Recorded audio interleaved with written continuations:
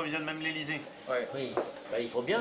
C'est J'espère la moindre des choses. J'espère qu'à l'Assemblée nationale, t'en as refourgué un peu à Bernard Accoyer quand même. C'était l'étape angevine du Tour de France de Laurent Wauquiez. Comme il le fait depuis plusieurs semaines déjà, un peu partout sur le territoire national, le secrétaire d'État à l'emploi s'est rendu ce matin dans le Saumurois.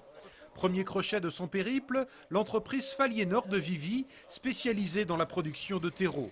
L'occasion pour Laurent Wauquiez de découvrir des initiatives de terrain qu'il a, semble-t-il, appréciées. On travaille avec le collège de Gênes, on a monté une expérience originale, c'est-à-dire que le programme de la 6e, on était voir le directeur du collège, avec une classe de 6e, on a monté un pool et des binômes entre salariés et profs, et le programme de la classe de 6e est basé sur l'entreprise.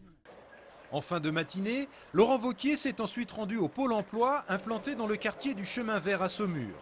Après avoir assisté à la signature d'un contrat aidé qui va déboucher sur la création d'un poste nouveau pour la commune de Montsoreau, le secrétaire d'État s'est exprimé sur les dossiers d'actualité et notamment l'arrivée sur le marché de 80 000 nouveaux demandeurs d'emploi en février dernier.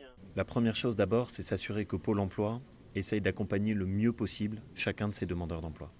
Ça veut dire réfléchir aux effectifs, ça veut dire s'assurer que l'indemnisation se passe bien.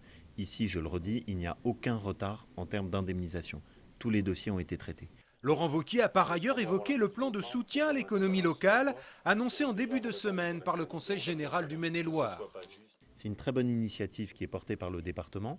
On va voir comment pouvoir la soutenir et l'accompagner à travers Pôle emploi. A noter enfin que Laurent Wauquiez a annoncé que les tarifs d'appel vers le 3949, le numéro unique utilisé par les demandeurs d'emploi, seraient revus à la baisse, grâce notamment aux efforts fournis par les opérateurs de téléphonie mobile.